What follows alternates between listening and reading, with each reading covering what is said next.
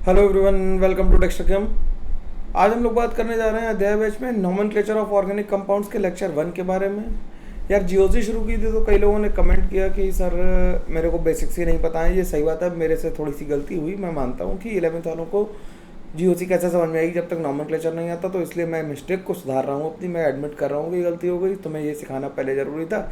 असल में मैंने ये एक्सपेक्ट कर लिया था कि 10th में तुमने ऑर्गेनिक पढ़ी होगी थोड़ी बहुत, और कार्बन कंटेनिंग कंपाउंड्स में, तो वहाँ पे थोड़ा बहुत सीखे होगे। लेकिन कोई दिक्कत नहीं, अगर नहीं किया तो हम लोग बेसिक से शुरू कर रहे हैं और नॉमेनक्लेचर अब मैं पूरा ही पढ़ा दे रहा हूँ, है ना। तो जीओसी के लेक्चर सब नॉमेनक्लेचर के बाद आएंगे, तो सभी लोगों से मेरी रिक्वेस्ट है कि ये लेक्चर पूरा ही देख लें। जो ड्रॉपर है वो भी देख लें, और जो मतलब अपना 11th में वो भी देख लें, क्योंकि काम तो सभी के आना है। ऐसा नहीं है कि केवल 11th वालों के काम आएगा, ड्रॉपर को तो आता ही है। एक सवाल नॉमेनक्लेचर का बन ही जाता है मेंस में इधर उधर से, तो देख लोगे तो कुछ कुछ नई बातें मिलेंगी सीखने के लिए। मैं कोशिश करूंगा कि कुछ नया तुम्हें बता पाऊँ, और कमेंट करके आप लोग बताएंगे कि नया कैसे हो रहा है। और बाकी तो हम लोग पीवाईक्यू सीरीज़ भी 9th से शुरू कर रहे हैं। वेंसडे को पहला लेक्चर आ जाएगा पीवाईक्यूज़ का मोर कॉन्सेप्ट पे, और फिर लगातार वेंसडे लेक्चर आते रहेंगे पीवाईक्यूज़ के। जो और जैसे जैसे जो अभी वेंसडे आएंगे, और जैसे अब केमिकल बॉन्डिंग खत्म कर रहा हूँ, तो केमिकल बॉन्डिंग के बाद तुरंत बाद एक लेक्चर केमिकल बॉन्डिंग के पीवाईक्यूज़ का भी साथ में ही आ जाएगा, तो वो साथ साथ ही खत्म होता रहेगा, तो ज़्यादा ठीक रहेगा, मेरे को ऐसा लग रहा है ना। तो पीवाईक्यूज़ भी शुरू कर रहा हूँ। पहले 2022 के डिस्कस करूँगा, फिर 2023 के डिस्कस करूँगा, फिर 2021 के डिस्कस करूँगा, या 2022 और 2021 और 2 के पहले डिस्कस कर दूंगा, 23 के बाद में करूँगा डिस्कस लास्ट में। ठीक है, उसके क्वेश्चन सेग्रीगेट करने में थोड़ा सा मेरे को टाइम लगेगा इसलिए। बाकी तो सेग्रीगेटेड हैं, तो वो उनके पीडीएफ भी आपको मिलेंगे, और सब कुछ जैसा है बढ़िया से मिलता रहेगा। और कहाँ मिलेगा ये बात हम लोग जानते हैं कि कहाँ मिलता है हमें सारा आइटम हमें मिलता है टेक्सटकेम.in पे, जहाँ पे तुम लोग अगर सेलेक्ट होगे तो तुम लोग भी टेस्टिमोनियल लिख के भेजोगे। 2 लोगों ने भेजा है तो मैंने उनका लिख दिया, बाकी लोग और भेज रहे हैं टेस्टिमोनियल्स और तैयार हो रहे हैं। एक बार जरा फाइनली जो 6 राउंड की काउंसलिंग के बाद लोगों को एडमिशन मिल जाए, तो लोग अभी उधर बिजी हैं, तो फिर तुम देखोगे कि 2-4 लोग और टेस्टिमोनियल जिन लाइन लिखना है अपनी विल पे वो देंगे। और मैं चाहता हूँ कि ये टेस्टिमोनियल्स की लाइन बड़ी हो, तुम ज़्यादा से ज़्यादा लोग सेलेक्ट हो जाओ, और ज़्यादा से ज़्यादा लोग हमें टेस्टिमोनियल भेजें, जिससे कि बहुत खुशी मिलती है जब कोई बच्चा सेलेक्ट होता है पढ़ा हुआ। तो टेक्सटकेम.in पे जाओगे, अध्याय बैच पे क्लिक करोगे, और वहाँ पे चैप्टर नंबर और लेक्चर नंबर और प्रॉब्लम शीट में वहाँ दोनों मिल जाएंगी, या फिर डिस्क्रिप्शन बॉक्स में जो लिंक है वहाँ पे मिल जाएगा। अगर जैसे कई लोग बताते हैं कि सर ये प्रॉब्लम आ रही है, तो कमेंट करके बताओ, आई विल रेक्टिफाई इट, है ना। ठीक है, सब कुछ अकेले करने में यार थोड़ा सा ऊपर नीचे हो जाता है, तो उसके लिए सॉरी, है ना। अब हम लोग बात करना शुरू करते हैं नॉमेनक्लेचर ऑफ ऑर्गेनिक कंपाउंड की। ये लेक्चर पहला वाला नॉमेनक्लेचर का बिल्कुल बेसिक्स ही बताऊंगा कि किसे क्या बोलते हैं, बॉन्ड लाइन स्ट्रक्चर क्या होता है, कैसे हम लोग आगे बढ़ेंगे इसमें, इस बारे में ही हम लोगों का मेनली डिस्कशन रहेगा इसमें। ठीक है, और सेकेंड वाला लेक्चर जो होगा उसमें थोड़ा सा एडवांस नॉमेनक्लेचर करेंगे। अभी बेसिक नॉमेनक्लेचर करें। एडवांस नॉमेनक्लेचर का मतलब है कि जो मेंस लेवल क्या होगा। अभी तो मैं ये बता रहा हूँ केवल इस लेक्चर में कि जो पहली बार नॉमेनक्लेचर पढ़ रहा है उसे कैसे कैसे प्रोसीड करना है। तो ये मेरी रिक्वेस्ट है कि अपने दोस्तों को नॉमेनक्लेचर भेजो। और अभी कहीं पे भी कोचिंग में मेरी समझ से ऑर्गेनिक तो शुरू नहीं हुई होगी, कोटा में भी नहीं हुई होगी इनफैक्ट, है ना।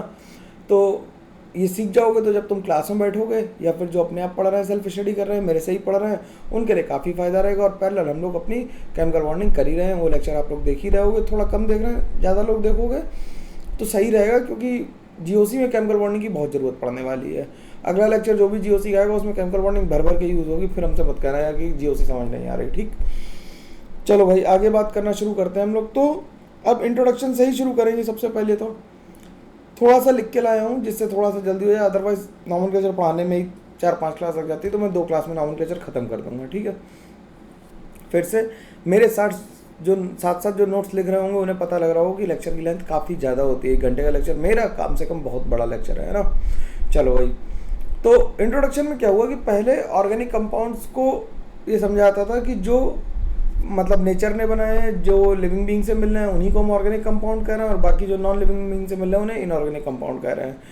लैब में ऑर्गेनिक कंपाउंड को पहले ऐसा सोचा जाता था अर्लियर डेज में कि लैब में ऑर्गेनिक कंपाउंड को नहीं बनाया जा सकता। तो जो पहला ऑर्गेनिक कंपाउंड लैब में बनाया गया वो किससे बनाया गया, वो अमोनियम आइसोसाइनेट से बनाया गया। इसका नाम क्या है, अमोनियम आइसोसाइनेट है। अमोनियम आइसोसाइनेट को हीट किया गया तो उससे यूरिया बन गई। क्या बन गई, यूरिया बन गई। और urea was the first organic compound synthesized in lab. Urea was the first organic compound synthesized in lab. ठीक है, तो लैब में बनाया गया पहला का ऑर्गेनिक कंपाउंड था। तो ऑर्गेनिक कंपाउंड हम कहेंगे किसे, कि those compound containing hydrogen and carbon are called hydrocarbon. जिनमें कार्बन और हाइड्रोजन है उन्हें हम कहेंगे हाइड्रो मतलब हाइड्रोजन, कार्बन मतलब कार्बन। तो हाइड्रोजन और कार्बन जिन दोनों में है, जिन कंपाउंड्स में, उन्हें हम क्या कहेंगे, हाइड्रोकार्बन्स कहेंगे। और उनके डेरिवेटिव्स को हम क्या कहेंगे, ऑर्गेनिक कंपाउंड। लेकिन इसमें कुछ एक्सेप्शंस हैं। एक्सेप्शंस जैसे क्या होता है कि अगर हम एक्सेप्शन की बात करें तो हम लिख लें क्या, कि जैसे H2CO3 लिख लिया, इसका नाम कार्बोनिक एसिड है। इसमें हाइड्रोजन भी और कार्बन भी है, देखो ध्यान से, इसमें हाइड्रोजन और कार्बन भी है, लेकिन दिस इज नॉट हाइड्रोकार्बन। ठीक, और उसका डेरिवेटिव भी नहीं है। ये कैसा कंपाउंड है, ये इनऑर्गेनिक कंपाउंड है। ये कैसा कंपाउंड है, इनऑर्गेनिक कंपाउंड है। जैसे CO2 है, CO है, ये क्या है, ये इनऑर्गेनिक कंपाउंड है, ये ऑर्गेनिक नहीं है। तो कुछ एक्सेप्शंस के साथ, लेकिन इन जनरल जिनमें कार्बन और हाइड्रोजन है उन्हें हम हाइड्रोकार्बन कह सकते हैं। ठीक, सिंपल सी बात है, ज़्यादा मुश्किल बात तो नहीं कह रहा हूँ मैं। ठीक, तो सबसे पहले क्लासिफिकेशन ऑफ ऑर्गेनिक कंपाउंड्स करते हैं। अब ऑर्गेनिक कंपाउंड्स को जब क्लासीफाई करते हैं तो हम दो तरह से क्लासीफाई कर सकते हैं। भाई बात पेशेंस से सुनना, थोड़ी सी सरल बात है, लेकिन सुन लोगे तो फिर पूरी जीओसी में मदद रहेगी। और तुम्हारी मदद करने के लिए पर्पज से ही मैं पढ़ा रहा हूँ ये, खासकर 11th वालों के लिए ही है ये। 12th वाले भी देख लेंगे थोड़ा, मतलब तुम लोग 2x पे भी देख लोगे तब भी चल जाएगा, बात जल्दी जल्दी समझ में आ जाएगी। लेकिन वीडियो 2x पे देखना काफ़ी मुश्किल काम है मेरा। 12th वालों से रिक्वेस्ट है कि वो इसका PDF प्रिंट ले लें और PDF से पढ़ लें, है ना। और 11th वाले साथ साथ लिखते चलें, क्योंकि they have time, they can utilize it in learning how to read and write organic. ठीक है, तो 12th वाले तो अपना PDF या 12 ड्रॉपर वाले अपना PDF लेके उसी से पढ़ लेंगे, और साथ में लेके नोट्स बैठ जाओ और 1.5x पे चला लेना वीडियो, हो जाएगा काम। ठीक, तो ऑर्गेनिक कंपाउंड दो तरह के होते हैं। कौन कौन से, ओपन चेन कंपाउंड या एसाइक्लिक कंपाउंड। क्या कहते हैं इन्हें, ओपन चेन कंपाउंड या एसाइक्लिक, मतलब जो साइक्लिक नहीं है। दूसरे होते हैं क्लोज चेन कंपाउंड या साइक्लिक कंपाउंड्स या रिंग्स। क्लोज चेन कंपाउंड या साइक्लिक कंपाउंड या रिंग्स। अब पहले ओपन चेन कंपाउंड्स को देख लेते हैं, एक ही तरफ देखना यार, अभी राइट साइड मत देखना। ओपन चेन कंपाउंड दो तरह से हो सकते हैं, कैसे, सैचुरेटेड और अनसैचुरेटेड। जो सैचुरेटेड कंपाउंड है उन्हें हम कहते हैं एल्केन्स। क्या कहते हैं, एल्केन्स। जो अनसैचुरेटेड कंपाउंड्स हैं उन्हें कहते हैं एल्कीन्स या एल्काइंस। मोटा मोटा ब्रॉड क्लासिफिकेशन कर रहा है, अभी डीप में नहीं जा रहे हैं। ठीक, एल्केन, एल्कीन और एल्काइन जो तुम लोगों ने 10th में सुनी होंगी, अगर तुम्हें याद आ रहा हो तो 10th में एल्केन, एल्कीन, एल्काइन सुनी थी, जिनका फॉर्मूला तुम्हें जनरल फॉर्मूला पता था, CnH2n+2 CnH2n और CnH2n-2 था। ठीक, तो ये जो तीनों टाइप के कंपाउंड हैं, सैचुरेटेड और अनसैचुरेटेड, यानी एल्केन, एल्कीन और एल्काइन, ये दो तरह के हो सकते हैं। स्ट्रेट चेन हो सकते हैं या ब्रांच चेन हो सकते हैं। कैसे हो सकते हैं, स्ट्रेट चेन हो सकते हैं या ब्रांच चेन हो सकते हैं। ठीक है, स्ट्रेट चेन मतलब सीधे सीधे बने होंगे, ब्रांच मतलब कोई ना कोई उनकी एक ब्रांच निकली होगी।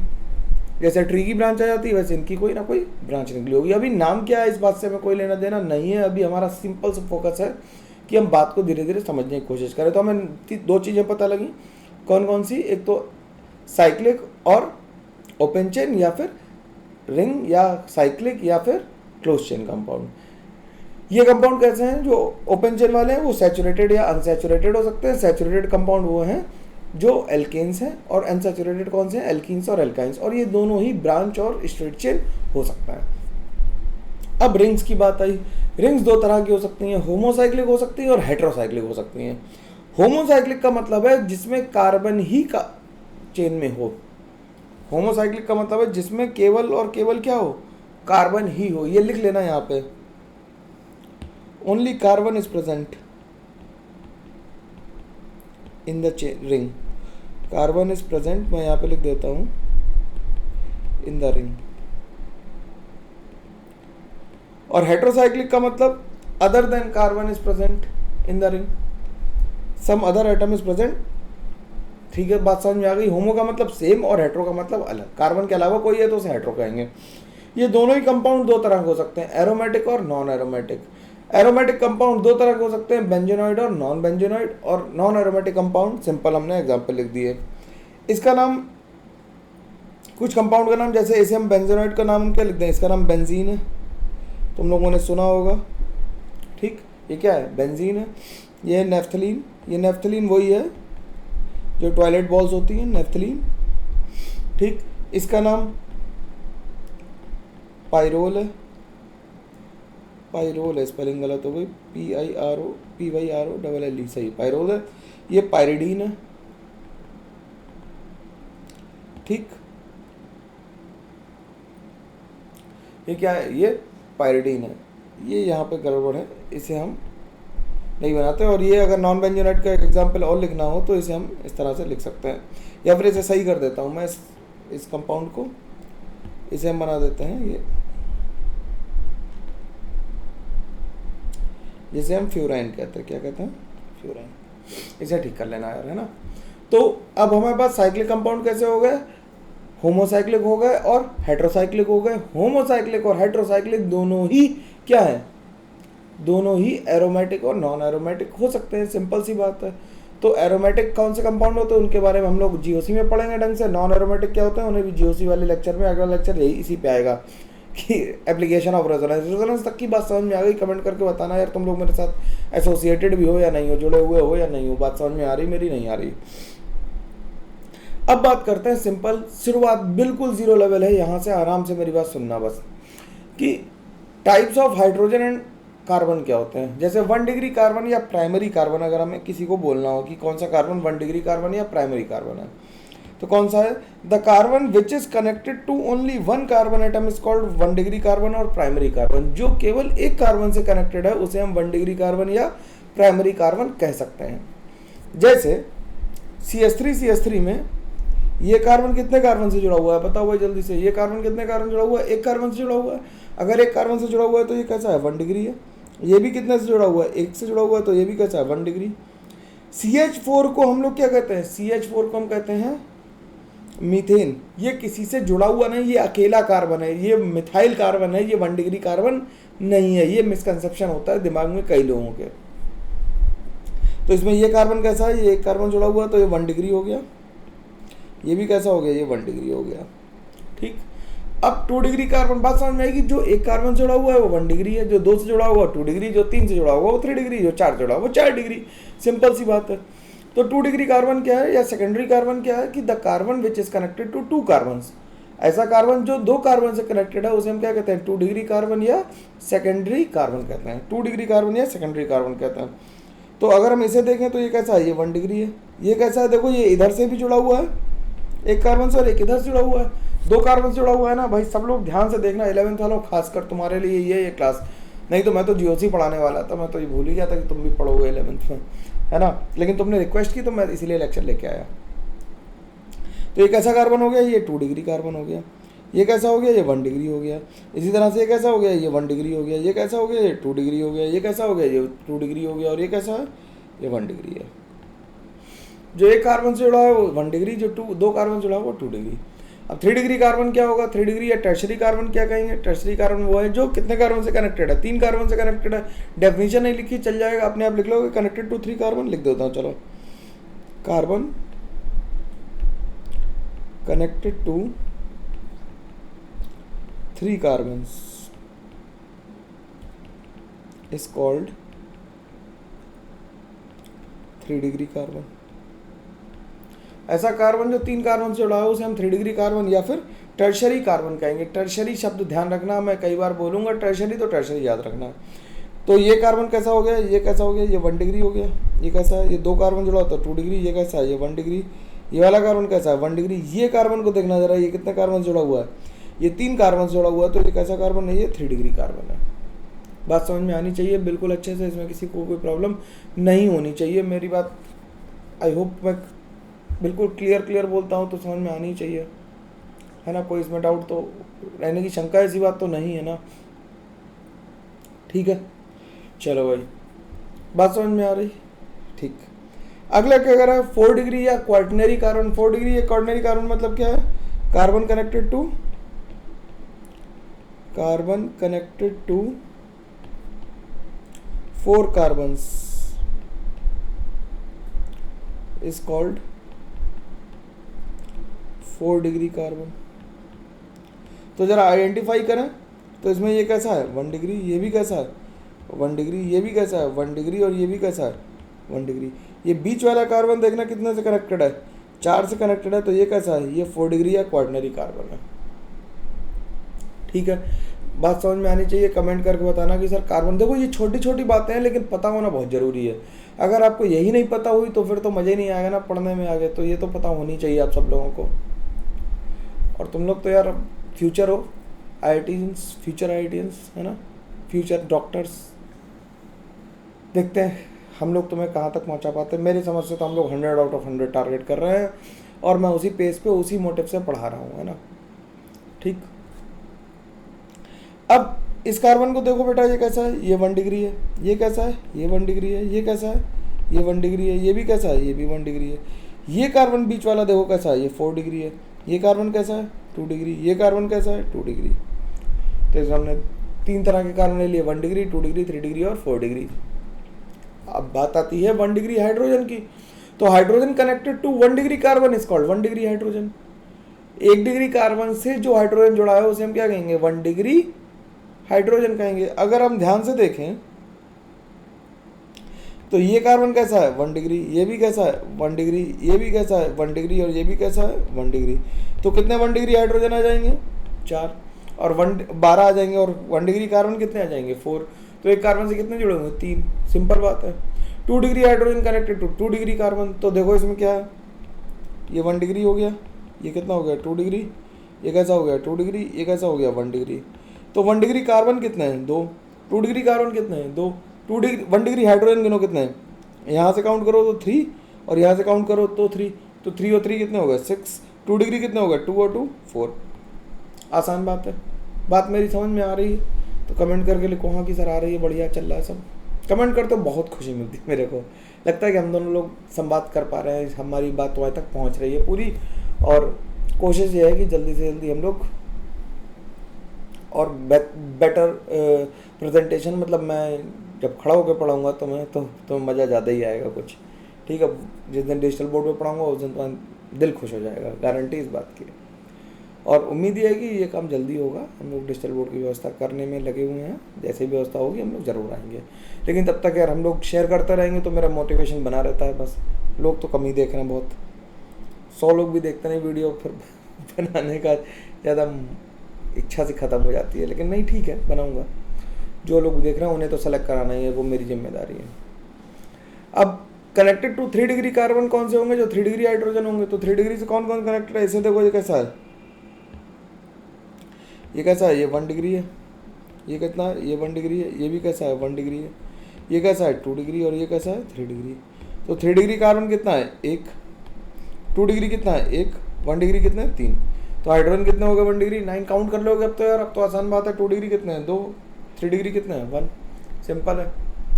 अब 4 डिग्री हाइड्रोजन नहीं हो सकता, ये बात भी समझ में आनी चाहिए कि 4 degree hydrogen can not exist. क्यों? क्योंकि अगर कार्बन 4 कार्बन से ही जुड़ा है तो हाइड्रोजन से कैसे जुड़ेगा यार। सिंपल सी बात है कि अगर कार्बन से ही जुड़े हुए हैं चारों हाथ उसके, तो हाइड्रोजन तो पकड़ ही नहीं पाएगा ना। तो 4 डिग्री कार्बन जैसी कोई 4 डिग्री हाइड्रोजन जैसी कोई चीज़ एग्जिस्ट नहीं करती।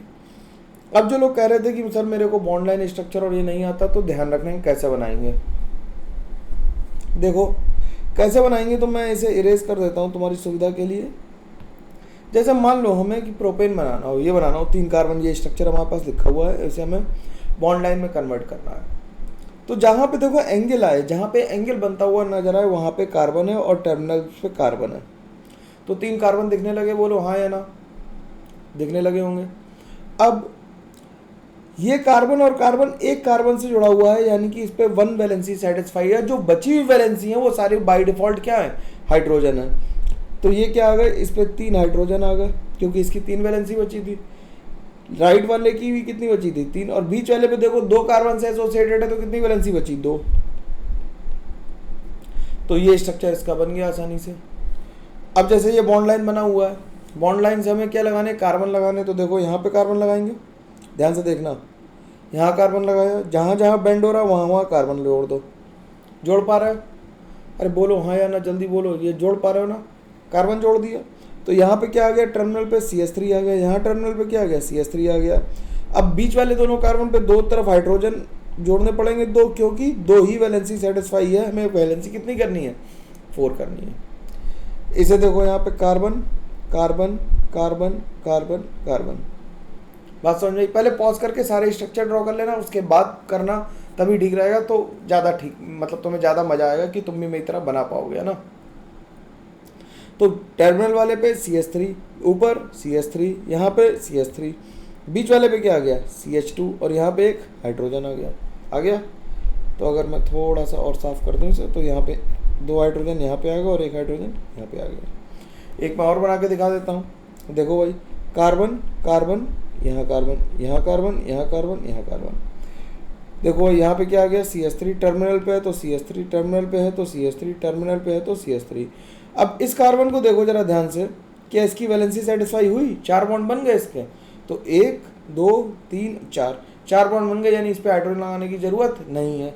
यहाँ पे कार्बन आया, इसकी वैलेंसी देखो 4 सेटिस्फाई हो गई, यानी इस पर भी हाइड्रोजन लगाना कंपलसरी नहीं है, जरूरत ही नहीं। 4 वैलेंसी सेटिस्फाई हो गई, हाइड्रोजन लगाओगे कहाँ? ठीक।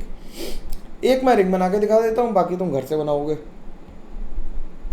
तो ये क्या बन गया, कार्बन, यहाँ कार्बन, यहाँ कार्बन, यहाँ कार्बन, यहाँ कार्बन, यहाँ कार्बन। ठीक, 6 जगह कार्बन आ गया।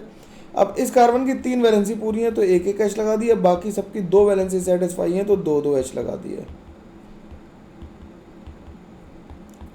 तो रिंग्स भी बना लेंगे हम लोग। जहाँ जहाँ बेंड हो रहा है, सिंपल बात है कि वहाँ पे क्या है, कार्बन है। ठीक, बाकी ये दोनों होमवर्क के लिए छोड़ दूँ, तुम बना के रखोगे, इतना तो भरोसा कर ही लूँ तुम पे कि तुम बनाओगे, कुछ ना कुछ तो करोगे यार अपने आप। ठीक, अब बात करते हैं फंक्शनल ग्रुप और उनके जनरल फार्मूला। अगर हमें फार्मूले लिखने हो फंक्शनल ग्रुप के तो हम कैसे लिखेंगे। ठीक, तो सबसे पहले बात करते हैं एल्केन्स की। एल्केन्स का जनरल फार्मूला क्या होता है? एल्केन्स का जनरल फार्मूला है CnH2n+2। क्या है? CnH2n+2। CnH2n+2 भाई याद रखेंगे, एल्केन का जनरल फार्मूला CnH2n+2 है, जहाँ पे n की वैल्यू 1 2 3 4 एंड सो ऑन चलती जाएगी। तो अगर हम n की वैल्यू 1 पुट कर दें यहाँ पे तो C1H4 आ जाएगा, तो CH4 बन गया। n की वैल्यू 2 पुट कर दोगे तो C2H6 आ जाएगा। सिंपल बात है, कोई दिक्कत नहीं। फिर हम बात करते हैं एल्कीन की। एल्कीन का जनरल फार्मूला क्या हो गया, CnH2n। एल्केन में से 2 माइनस कर दो हाइड्रोजन तो एल्कीन बन जाती है। तो एल्कीन का फॉर्मूला क्या आ गया, CnH2n आ गया।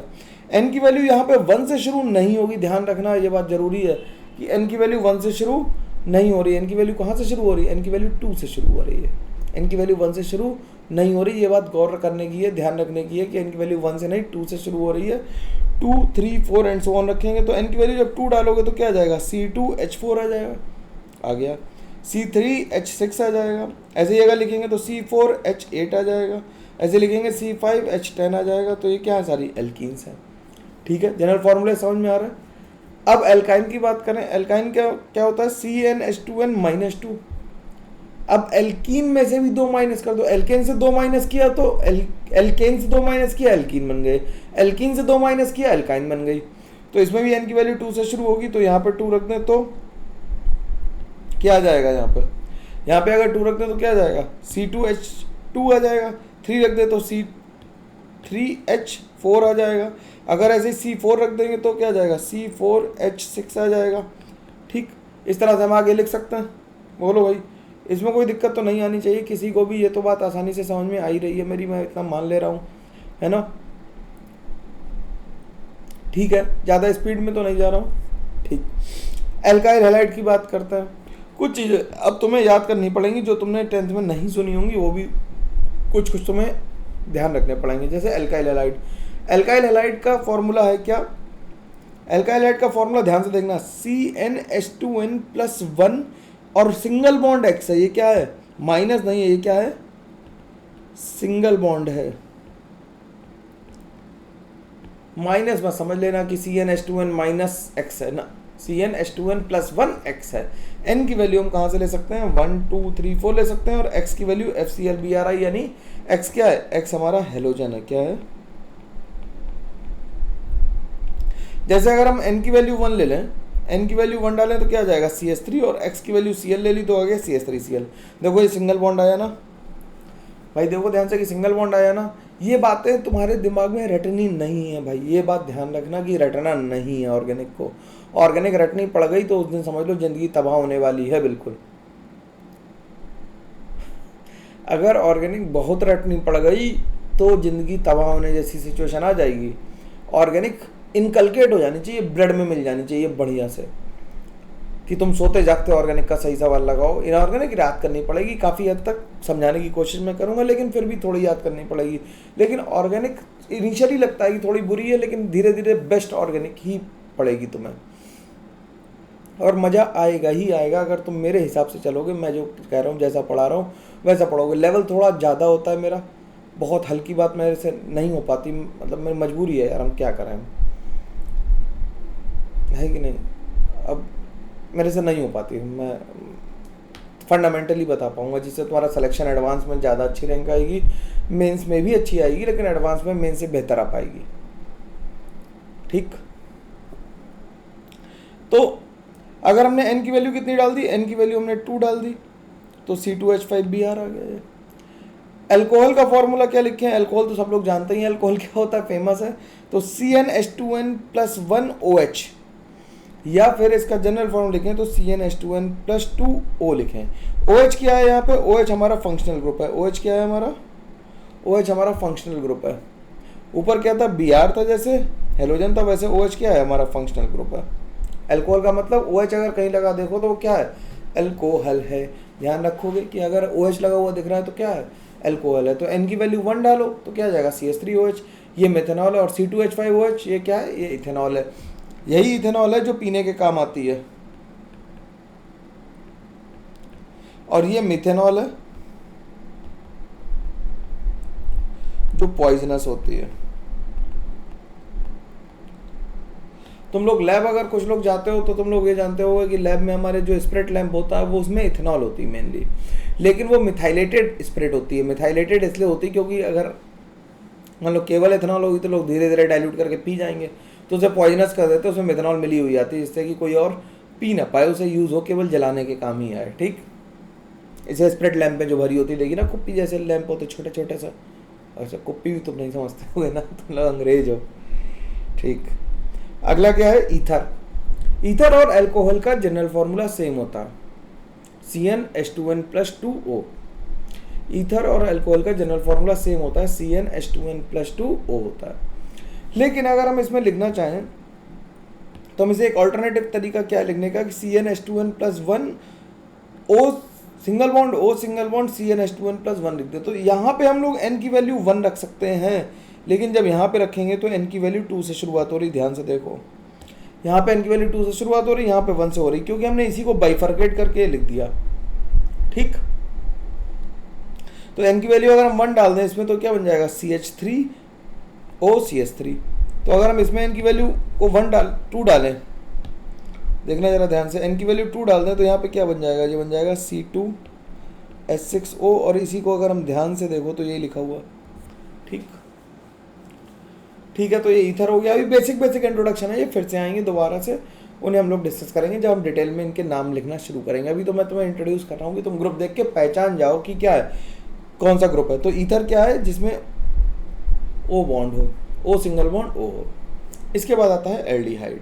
इन सबके नॉमेनक्लेचर सीखने हमें, है ना, बहुत लंबी लड़ाई है अभी, इन सबके नॉमेनक्लेचर हमें सीखने हैं ना।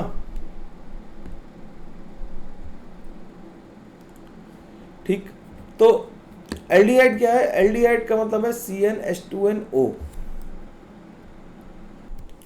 CnH2nO, अब CnH2nO है तो इसे हम इस तरह से लिखें कि एल्डिहाइड ग्रुप बना लें। तो एल्डिहाइड ग्रुप जो है वो जी है, ये ग्रुप है, ध्यान से देखना। एल्डिहाइड ग्रुप क्या है, CHO ग्रुप को एल्डिहाइड कहते हैं। तो इसे CnH2nO लिखें या फिर CnH2n+1 और CHO लिख दें। CHO लिखना ज़्यादा कंफर्टेबल सिचुएशन है कि जिससे कि तुम एल्डिहाइड को पहचान भी सकोगे, लेकिन स्कूल्स में और कोचिंग्स में क्या करते हैं, उसे CnH2nO लिखते हैं और फिर बच्चा परेशान रहता है कि क्या बना। मैं इसे सिंप्लीफाइड करके CHO ग्रुप को अलग कर दिया, तो कहीं पे भी C डबल बॉन्ड O और H ग्रुप मिले तो वो क्या है, वो एल्डिहाइड है। कहीं भी क्या मिले, C डबल बॉन्ड O और H ग्रुप मिले तो वो क्या है, एल्डिहाइड है। तो n की वैल्यू अगर हम इसमें क्या 1 2 3 4 डाल सकते हैं, और यहाँ पे क्या ले सकते हैं, 0 ले सकते हैं। तो अगर हम n की वैल्यू 0 ले लें तो n की वैल्यू 0 डालने से क्या आ जाएगा, ये तो सब 0 ही हो जाएगा, केवल बचेगा यहाँ पे एक H और ये CHO, तो SCHO बन गया। तो इसे हम क्या कहते हैं, फॉर्मल्डिहाइड कहते हैं। क्या कहते हैं? फॉर्मल्डिहाइड कहते हैं। फॉर्मल्डिहाइड है तो फॉर्मल्डिहाइड एक ही बात है, कह सकते हैं। तो एन की वैल्यू यहाँ पे 1 डालोगे तो ये फिर से बन जाएगा तुम्हारा। फिर सेम फॉर्मूला वाला एक और कंपाउंड है जिसका नाम कीटोन्स है। कीटोन का जनरल फॉर्मूला CnH2nO होता है। इसके लिए हम क्या लिखेंगे? कीटोन का जो फंक्शनल ग्रुप हमारा क्या है? वो C डबल बॉन्ड O है। ध्यान से, उसमें C डबल बॉन्ड O और H था, इसमें C डबल बॉन्ड O और दोनों तरफ एल्काइल ग्रुप है जिसे हम CnH2n+1 लिख रहे हैं। तो यहाँ पे n की वैल्यू कितने से शुरू हो रही है? 1 से, और यहाँ से 3 से शुरू हो रही है, क्योंकि जो स्मॉलेस्ट कीटोन है वो क्या है? ये क्या है? ये कैसा स्मॉलेस्ट कीटोन है? Smallest ketone is acetone. Acetone वही है जो नेल पॉलिश थिनर होते हैं, उन्हें एसीटोन कहते हैं, या डाइल्यूटर जो होते हैं, या मार्कर के जो डाइल्यूटर होते हैं उन्हें हम लोग, या वाइटनर के, मार्कर के कह रहा हूँ, वाइटनर के जो डाइल्यूटर होते हैं उन्हें भी हम एसीटोन से ही डाइल्यूट करते हैं। एसीटोन अगर तुमने लैब में देखा हो तो कभी तुम्हारे हाथ पे गिरा होगा तो वो हाईली वॉलेटाइल होता है, इसलिए तुम्हें ठंडा महसूस होता है। स्प्रेड भी तुम्हें ऐसे ही महसूस होती है। ध्यान से कभी घर पे नेल पॉलिश थिनर डाल के देखना, हाथ पे ठंडा ठंडा महसूस होगा तुम्हें, सिंपल बात है। अब आजकल जो आ रहे हैं वो एसीटोन फ्री आ रहे हैं, तो कोई और सॉल्वेंट यूज़ कर रहे हैं वो लोग, हम लोग उसके बारे में भी किसी दिन डिटेल में बात करेंगे, ठीक है। अब बात करते हैं कार्बोक्सिलिक एसिड्स की। कार्बोक्सिलिक एसिड क्या है? कार्बोक्सिलिक एसिड का जनरल फॉर्मूला जो होता है CnH2nO2 होता है। CnH2nO2, CnH2nO एल्डिहाइड और कीटोन का था, O2 किसका है? कार्बोक्सिलिक एसिड का। तो इसके साथ जो फंक्शनल ग्रुप आ रहा है वो फंक्शनल ग्रुप आ रहा है C डबल बॉन्ड O के साथ OH। C double bond O के साथ OH आ रहा है, दिख रहा है भाई आराम से। N की वैल्यू 0 डालना, तो N की वैल्यू अगर हम 0 डालेंगे तो ये क्या बन जाएगा? SCOH बन जाएगा। SCOH is formic acid. Forms means होता है चीटी, फॉर्म्स मतलब होता है लाल चीटी, तो ये रेड एंड से बनता है। फिर CH3COH करते हैं तो ये क्या है? एसिटिक एसिड, जिसे हम विनेगर कहते हैं, जैसे हम लोग चाउमीन में डाल डाल के खा रहे हैं, ठीक। एप्पल सीडेड विनेगर, विनेगर की तो बहुत ज़रूरत होती है ना हमें, ठीक है, खाने में। आजकल तो हम लोग काफ़ी खाते हैं ना, जितने जो खट्टी खट्टी चीज़ें अचार वचार खा रहे हैं इसमें विनेगर है, ठीक है। इसके बाद ester. Ester comes from the word fruity smell, जिसकी फ्रूटी स्मेल होती है। फ्रूटी मतलब मैंगो फ्रूटी वाली फ्रूटी नहीं, फ्रूटी मतलब जिनमें फ्रूट जैसी स्मेल होती है उन्हें हम फ्रूटी स्मेल कह रहे हैं, तो उसे हम एस्टर कहते हैं। और एस्टर का जनरल फॉर्मूला भी सेम होता है CnH2nO, लेकिन इसका जो फंक्शनल ग्रुप है वो अलग है, देखना जरा ध्यान से। C डबल बॉन्ड O और O के साथ इधर R ग्रुप लगा हुआ है। कौन सा ग्रुप लगा हुआ है? R ग्रुप लगा हुआ है। C डबल बॉन्ड O के साथ कैसा ग्रुप लगा हुआ है? R ग्रुप लगा हुआ है, H नहीं लगा हुआ। तो क्या है? लेफ्ट तो हमारा क्या हो सकता है? H हो सकता है, लेकिन C डबल बॉन्ड O के उधर H नहीं हो सकता। तो देखो ध्यान से देखना, बड़ी माइन्यूट ऑब्जर्वेशन है कि यहाँ पे N की वैल्यू मैंने 0 ली है और यहाँ पे N की वैल्यू 1 2 से शुरू की है, क्योंकि अगर हमने यहाँ पे भी 0 ले लिया N को तो ये एसिड बन जाएगा। यहाँ पे हम N की वैल्यू 0 नहीं ले सकते, अगर हमने 0 ली तो ये क्या बन जाएगा? एसिड बन जाएगा। मान लो रख के देख लो, 0 रखो तो क्या आ जाएगा? H आ जाएगा, तो COOH बन जाएगा, तो फिर हम उसे कार्बोक्सिलिक एसिड कहना शुरू करेंगे। अब वो एस्टर नहीं कहला पाएगा, तो इसका नाम मिथाइल फॉर्मेट है। नाम हम लोग बाद में लिखना सीखेंगे। फिर एसिड क्लोराइड। एसिड क्लोराइड का जनरल फॉर्मूला CnH2n+1 OCl होता है, यानी अगर हम इसे और जनरल फॉर्मूले के फॉर्म में लिख दें तो क्या लिखें? COCl लिख दें इसे, ठीक। ये क्या हो गया? COCl हो गया। N = 0 1, ठीक। तो HCOCl हो गया फॉर्माइल क्लोराइड, CH3COCl हो गया एसिटाइल क्लोराइड, ठीक। अब एसिड एनहाइड्राइड की बात करते हैं। एसिड एनहाइड्राइड का फॉर्मूला, जिस एनहाइड्राइड का फॉर्मूला क्या है? COOCO। ये क्या है? ये एसिड एनहाइड्राइड है, ठीक। दोनों तरफ एल्काइल ग्रुप होंगे, लेकिन दोनों तरफ 0 से शुरू हो सकता है, H डाल सकते हैं, तो फॉर्मिक एनहाइड्राइड। एनहाइड्राइड का मतलब होता है removal of water from the 2 molecules is called anhydride. जैसे हम लोगों ने लिखा था, अगर हमें पायरो, जैसे हम देखा था पायरोसल्फ्यूरिक एसिड, अगर तुम्हें केमिकल बॉन्डिंग वाली याद आ रही हो, पायरोसल्फ्यूरिक एसिड में भी यही करते हैं, और जब ऑर्गेनिक में एनहाइड्राइड लिखते तो उसे पायरो ना लिख के एनहाइड्राइड लिखते हैं। 2 मॉलिक्यूल से एक वाटर निकाल दो, एनहाइड्रस हो जाता है वो, ठीक। फिर आता है नंबर एमाइड का। एमाइड क्या है? CnH2n+1 CONH2। तो ये ग्रुप मैं हाईलाइट कर रहा हूँ तुम्हारे लिए, जिससे कि तुम्हें ग्रुप्स याद रहें, ठीक। तुम्हें ग्रुप याद रहे, मैं इसलिए ग्रुप हाईलाइट कर रहा हूँ ये, ठीक। तो ये फंक्शनल ग्रुप्स हम हाईलाइट कर रहे हैं। तो CONH2 कैसा है?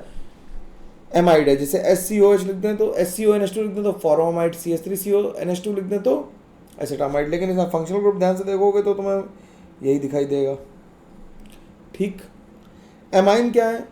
एमाइन का फॉर्मूला CnH2n+3 है N, ध्यान से CnH2n+3N है। तो यानी कि अगर हम मिथाइलएमीन लिखें तो CH3NH2 लिखेंगे, यानी कि CnH2n+1NH2 को हम क्या कहेंगे? ये एमाइन है। तो एमाइन का ग्रुप कौन सा हो गया फंक्शन बेटा? NH2 हो गया। सिंपल बात है, बिल्कुल आसानी से मेरी बात समझ में आनी चाहिए। बेसिक बात कर रहा हूँ, बिल्कुल मुश्किल बात तो मैं करता ही नहीं। अरे केमिस्ट्री मुश्किल होती नहीं है, मुश्किल चीज़ें फिजिक्स में आते हैं, उन्हें ध्यान से पढ़ो। केमिस्ट्री तो आसान है, मेरे रहते तो आसानी रहेगी। केमिस्ट्री मुश्किल होती तो फिर मैं भी फिजिक्स और मैथ ही पढ़ा रहा होता। ठीक, आसान है इसीलिए मैं पढ़ा रहा हूँ ना। ठीक है, किसी दिन यार तुम लोग कमेंट करके बताना, कोई हम तुम किसी दिन अपनी कहानी सुनाएंगे कि हम कैसे पढ़े हैं। कभी कोशिश करेंगे कि तुम्हें बताएं कि कैसे मैंने पढ़ा, मैं क्या क्या करता था कॉलेज में, कैसे रहा, how the college life of my college days. तो मैं उसके बारे में भी तुम्हें कभी फुर्सत में बताएंगे। अभी तो फिलहाल पढ़ते हैं। ठीक है, अब बात करते हैं एल्काइल साइनाइड की। एल्काइल साइनाइड का जो फॉर्मूला है, साइनाइड्स का फॉर्मूला होता है आखिरी में CN लगा होता है, N की वैल्यू 1 से शुरू करते हैं, तो जैसे मिथाइल साइनाइड हो गया। ठीक, अब alkyl sulphonic acid, alkyl sulphonic acid is SO3H, SO3H sulphonic acid है तो CH3SO3H लिखा तो मिथाइल सल्फोनिक एसिड आ गया। ठीक, तो CnH2n+1 हम लोगों ने ये कम से कम 10 बार तो लिखा ही है कि CnH2n+1। CnH2n+1 को हम एल्काइल ग्रुप कहते हैं। क्या कहते हैं? एल्काइल ग्रुप कहते हैं। ये इंपॉर्टेंट बात है बहुत। क्या कहते हैं? Alkyl group. और इस एल्काइल ग्रुप को हम लोग R से रिप्रेजेंट करते हैं, R से रिप्रेजेंट करते हैं, कैपिटल R। तो R जहाँ जहाँ लिख रहा हूँ वो क्या है? एल्काइल ग्रुप है। ठीक है, तो कभी भी RCl लिखें, अगर मैं लिख दूँ RCl तो उसका मतलब क्या है? Alkyl chloride. RCl लिख दूँ तो उसका मतलब क्या है? Alkyl chloride.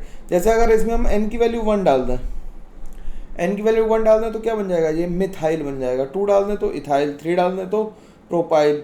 ये कैसे पता लग रहा है कि 1 डालें तो मिथाइल बन गया, 2 डालें तो? देखो, नंबर ऑफ कार्बन पे रूट वर्ड डिपेंड करता है।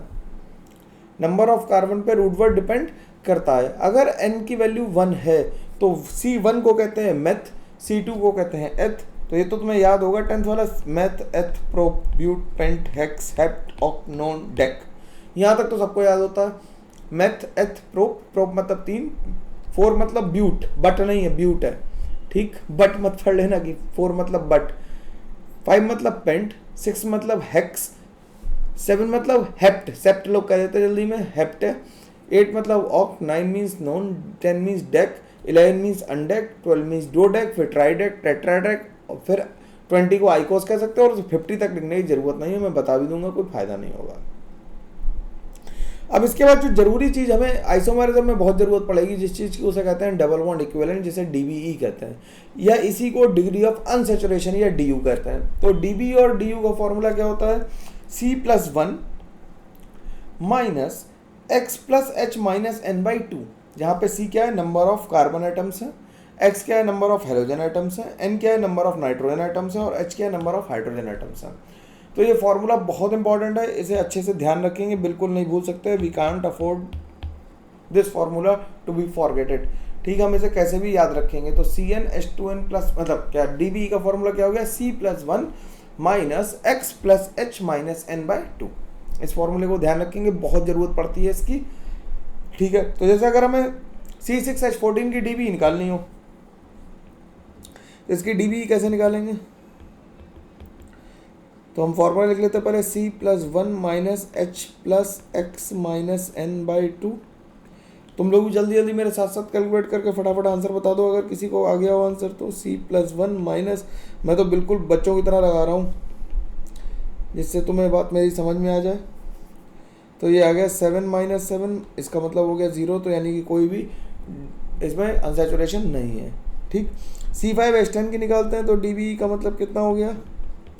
फॉर्मूला कैसे निकालेंगे? 5+1 माइनस 10+0 माइनस 0 डिवाइडेड बाई 2, तो हो गया 6 minus 5 is equal to 1। Oxygen का DBE में कोई रोल नहीं होता।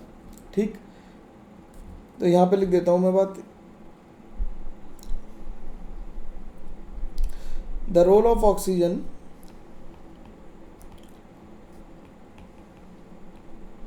in calculating dB is not needed,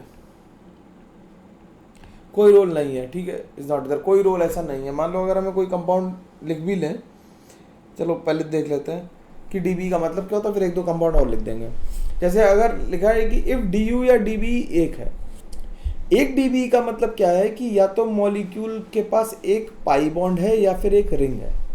क्या है, एक पाई बॉन्ड है या फिर एक रिंग है। पाई बॉन्ड का मतलब डबल बॉन्ड है, या फिर एक रिंग मतलब साइकिल बनी हुई है। अगर डीबी दो है तो इसका मतलब क्या है, या तो दो पाई बॉन्ड है। दो पाई बॉन्ड दो तरह से हो सकते हैं। दो पाई बॉन्ड कैसे हो सकते हैं, दो तरह से, कि एक ट्रिपल बॉन्ड हो, एक डबल बॉन्ड हो, या फिर एक पाई बॉन्ड और एक रिंग हो सकती है, या फिर दो रिंग हो सकती है। मतलब या तो कंपाउंड ऐसा बन सकता है, या फिर कंपाउंड ऐसा बन सकता है, या फिर कंपाउंड ऐसा बन सकता है। इस कंपाउंड को कहते हैं स्पाइरो कंपाउंड। ये सिलेबस में नहीं है इसलिए मैं पढ़ाऊंगा नहीं इनके बारे में। इसे कहते हैं स्पाइरो कंपाउंड्स, और इन्हें कहते हैं बाईसाइक्लो कंपाउंड्स। इन्हें क्या कहते हैं, बाईसाइक्लो कंपाउंड्स। इनके नॉमेनक्लेचर सिलेबस में नहीं है इसलिए नहीं बताऊंगा, वैसे मैं बता सकता हूँ, बताने को कोई दिक्कत नहीं है, ठीक। अब कुछ ये कंपाउंड है, यहाँ पे मैं क्वेश्चन लिख देता हूँ, calculate the dB of the following. Calculate the dB of the following molecules, ठीक। तो इनकी डीबी निकाल के लानी है तुम लोगों को ध्यान से। जैसे मैं इसकी निकाल देता हूँ, इसमें अगर इसका फॉर्मूला लिखोगे तो क्या है, यहाँ पे हाइड्रोजन से, भाई मैंने बताया था ना ये कार्बन ने बॉन्ड लाइन से चेंज करना सिखाया था, तो यहाँ पे हाइड्रोजन से काउंट करना जरा भाई कितने, तो 5 कार्बन है, 10 हाइड्रोजन है और 1 ऑक्सीजन है। तो डीबी कितनी आ जाएगी, डीबी आ जाएगी C+1 minus X plus H minus N divided by 2। तो ये आ गया 5+1 माइनस 10/2, तो ये आ गई 1 डीबी का मतलब 1 रिंग है, तो इसमें 1 रिंग बनी हुई है, तो इसका आंसर तो सही आ जाएगा। बाकी तुम लोग घर से निकाल के लाओगे, ठीक है। अब बात करते हैं कॉमन नेम्स की। तो कॉमन नेम में क्या हो रहा है, कॉमन नेम में जैसे अगर CH3 लिखा हुआ है, ठीक, CH3 के साथ एक बॉन्ड, ये फ्री बॉन्ड है, तो CH3 को कहते हैं मिथाइल। मिथाइल को हम रिप्रेजेंट करते हैं Me से। CH3 CH2 के आगे जो बॉन्ड फ्री है इसे हम कहते हैं इथाइल। इथाइल को रिप्रेजेंट करते हैं Et से। तो कहीं Me लिखा है तो उसका मतलब क्या है, CH3 है, मी मतलब CH3, Et मतलब इथाइल। ये लिखा हुआ है, अगर 3 कार्बन लगातार लिखे हुए तो इसे हम क्या लिखेंगे, इसे हम लिखेंगे N प्रोपाइल, नॉर्मल प्रोपाइल। अगर सेकंड कार्बन पे वैलेंसी फ्री है तो हम उसे कहते हैं आइसोप्रोपाइल। सेकंड कार्बन पे अगर वैलेंसी फ्री है तो हम उसे क्या लिखते हैं, आइसोप्रोपाइल लिखते हैं। याद रख पाओगे नाम, नाम तो याद ही रखने पड़ते हैं। देखो ये फॉर्मल इंट्रोडक्शन है ना। तो शुरू में नाम ऐसा लगता है जैसे तुम क्लासरूम में बैठते हो किसी भी क्लास में, तो पहले दिन लगता है हम किसी बच्चे का नाम कैसे ही याद करेंगे, इतने बच्चे 100 बच्चे बैठे हैं क्लास में, कैसे याद करेंगे। लेकिन धीरे धीरे करके सबका नाम याद हो जाता है। सेम गोज विद दिस, रटने नहीं है बैठ के एक साथ, टाइम के साथ अपने आप याद हो जाएंगे, कोई दिक्कत की बात नहीं है। धीरे धीरे अपने आप याद होता है, कोई टेंशन नहीं है ना। तो ये क्या हो गया कि एक वैलेंसी अगर सेकेंडरी कार्बन पे फ्री है तो उसे हम कहते हैं आइसोप्रोपाइल। अगर टर्मिनल पे 4 कार्बन के साथ वैलेंसी फ्री है तो उसे कहते हैं एन ब्यूटाइल। अगर सेकंड कार्बन पे अवेलेबल है तो उसे कहते हैं सेकेंडरी ब्यूटाइल। सेक ब्यूटाइल का मतलब सेकेंडरी ब्यूटाइल। कहीं पे भी अगर CH3 CH3 ग्रुप आ जाए, देखो ऊपर भी देखो CH3 CH3 ग्रुप आ गया तो इसे हमने आइसोप्रोपाइल कहा था। यहाँ पे CH3 CH3 ग्रुप आ गया तो इसे हमने क्या कहा, आइसोब्यूटाइल, क्योंकि 4 कार्बन है। ब्यूट मतलब 4 कार्बन। इसका नाम टर्शरी एल ब्यूटाइल या टर्शरी टर्ट ब्यूटाइल या फिर टर्शरी ब्यूटाइल। तो ये बात समझ में आ रही इतनी कि 4 कार्बन है इसलिए ब्यूटाइल यूज़ किया, और 3 डिग्री है तो इसे हमने टर्शरी कह दिया। ठीक बात है, इसमें कोई दिक्कत तो नहीं। अब अगर सीधी स्ट्रेट चेन में 5 कार्बन आ जाए तो नॉर्मल पेंटाइल, अगर 6 आ जाएंगे तो नॉर्मल हेक्साइल ऐसे लिखेंगे। अगर CH3 CH3 ग्रुप आ गया 5 कार्बन के साथ तो आइसो पेंटाइल। अगर 4 डिग्री कार्बन आ गया और एक CH2 के साथ वैलेंसी फ्री है तो उसे नियो पेंटाइल या एमाइल कहते हैं। अभी तुम्हें ये नाम बहुत मुश्किल लगेंगे खासकर 11th वालों को, लेकिन टाइम के साथ ये नाम सरल लगने लगेंगे, कोई इसमें बहुत परेशानी की बात नहीं आएगी, ठीक है। अगर CH3 CH2 CH3 और CH2 आ गया तो ये हो गया एक्टिव एमाइल। फिर इसे हम कहते हैं सेकेंडरी एमाइल, ठीक, नाम याद रखने लिख के एक बारी। फिर ये active iso secondary amyl. Active इसमें कुछ नहीं, नाम है बस, ठीक है ना। जैसे नाम किसी का नाम होता है चालू पांडे, तो वैसा नाम है ना, पांडे कहना नहीं ठीक है, लेकिन चालू नाम रख दें किसी का तो एक्टिव हो जाएगा। जैसे नहीं फुर्तीली नाम हो जाए, किसी का नाम फुर्तीला हो जाए या फुर्तीली हो जाए, या किसी का नाम तेज हो जाए, वैसा है। एक्टिव मतलब एक्टिव नहीं, कुछ इसमें एक्टिवेशन नहीं हो रहा, ठीक है। तो इसे हम कहेंगे एक्टिव सेकेंडरी एमाइल, ठीक। ये नाम ज़्यादा इंपॉर्टेंट है, ऊपर वाले कम इंपॉर्टेंट थे, ये ज़्यादा इंपॉर्टेंट। जहाँ जहाँ इंपॉर्टेंट नाम है उन्हें मैं लिख दे रहा हूँ। ऊपर भी लिख दूँ क्या कौन सा इंपॉर्टेंट था? इसमें सबसे इंपॉर्टेंट था ये वाला नाम, ठीक, नियोपेंटाइल। इसके ऊपर सबसे ज़्यादा इंपॉर्टेंट था ये, तो सारे 8 तक के तो सारे इंपॉर्टेंट है, इन्हें तो ध्यान ही रखोगे। फिर 11th इंपॉर्टेंट है, 11th के बाद अगर 16th पे आ जाए तो vinyl, CH2 double bond CH के साथ वैलेंसी फ्री हो तो विनाइल। 2 कार्बन के साथ CH2 फिर सिंगल बॉन्ड CH2 हो तो एलाइल। नए नाम है ना भाई, लिख के याद होंगे तो विनाइल, एलाइल, फिर एराइल। ऐसा लगता है आदमी तुतला रहा हो, एलाइल कर रहा हो ना, इसे कहते हैं एराइल। ये एलाइल है, LLYL है और ARYIL है, तो एराइल, या फिर इसे हम फिनाइल भी कहते हैं। अगर बेंजीन के ऊपर एक CH2 के साथ वैलेंसी फ्री है तो उसे हम कहते हैं बेंजाइल, ठीक। अगर एक कार्बन से 2 एक जैसे ग्रुप लगे हुए हैं तो हम उसे कहते हैं जेमिनल कार्बन, या अगर हम इसे हेलोजन मान लें X को तो ये क्या है? जेम डाई हेलाइड है। क्या है? Gem di halide. अगर अड़ोसी पड़ोसी में लगे हों तो हम क्या कहेंगे? पड़ोस मतलब दोनों एडजेसेंट कार्बन पे लगे हों तो हम उसे कहते हैं विसिनल डाइहेलाइड। क्या कहते हैं? विसिनल डाइहेलाइड या विक डाइहेलाइड। जैसे विसिनल डाइऑल हो गया, ठीक। क्या होते हैं बाद में बात करेंगे। अब बात करते हैं होमोलॉगस सीरीज की। होमोलॉगस सीरीज तुम लोगों ने 10th में भी पढ़ी होगी यार, मैं एक्सपेक्ट तो ये कर रहा हूँ ना कि सब लोग 10वीं पास करके ही आए हैं, बिना नकल करें, अपने आप 95% नंबर लाए हैं या 85 लाए हैं, ठीक है, जितने भी लाए हैं अच्छे लाए हैं, मेरे को उससे कोई फ़र्क नहीं पड़ता, लेकिन ये मैं उम्मीद रखता हूँ कि होमोलॉगस पढ़ के आए हैं। होमोलॉगस सीरीज क्या होती है? The series of compound having same empirical formula और functional group but difference of 14 units mass और 1 CH2 unit are called homologs. जिनमें क्या हो, बिल्कुल उनका एम्पिरिकल फार्मूला या तो सेम हो या फिर उनमें जो फंक्शनल ग्रुप है वो सेम है, या तो एम्पिरिकल फार्मूला सेम हो या फंक्शनल ग्रुप सेम हो, या फिर उनमें क्या होना चाहिए? 14 यूनिट मास में डिफरेंस होना चाहिए, या फिर एक CH2 का मोलर मास कितना है? 14। तो यही या तो CH2 का डिफरेंस है या फिर 14 मास यूनिट का डिफरेंस आएगा, तो हम उसे क्या कह देंगे? होमोलॉग सीरीज कह देंगे। प्रॉपर्टीज़ क्या होती हैं कि केमिकल प्रॉपर्टीज़ होमोलॉग्स की सेम होती हैं क्योंकि उनका पास फंक्शनल ग्रुप जो होता है वो सेम होता है। तो होमोलॉग्स उन्हें कहेंगे जो फंक्शनल ग्रुप सेम होता है, उन्हें हम होमोलॉग्स कहेंगे और उनकी केमिकल प्रॉपर्टी सेम होंगी। फिजिकल प्रॉपर्टी कैसी होंगी? डिफरेंट होंगी, क्योंकि मास बढ़ने से फिजिकल प्रॉपर्टी जैसे बॉइलिंग पॉइंट और मेल्टिंग पॉइंट क्या हो जाते हैं? चेंज हो जाते हैं, ठीक। जैसे अगर हम एल्कोहल्स की बात करें तो पहले देखो ये क्या है? ये तीनों क्या है? ये होमोलॉग्स हैं, तो इसे लिख देंगे दे आर होमोलॉग्स। एक यूनिट CH2 बढ़ता जा रहा है, देखो इसमें ध्यान से, तो होमोलॉग्स हो गए। इसमें भी देखो यहाँ पे CH3 है और यहाँ पे क्या है? CH3 है, तो ये भी होमोलॉग्स हैं। इसमें देखो यहाँ पे क्या लग रहा है? H हटा के CH3 लगा दिया, H हटा के एक और CH3 लगा दिया। इन्हें हम प्राइमरी, सेकेंडरी और टर्शियरी एमीन्स होते हैं, ये होमोलॉग्स नहीं है।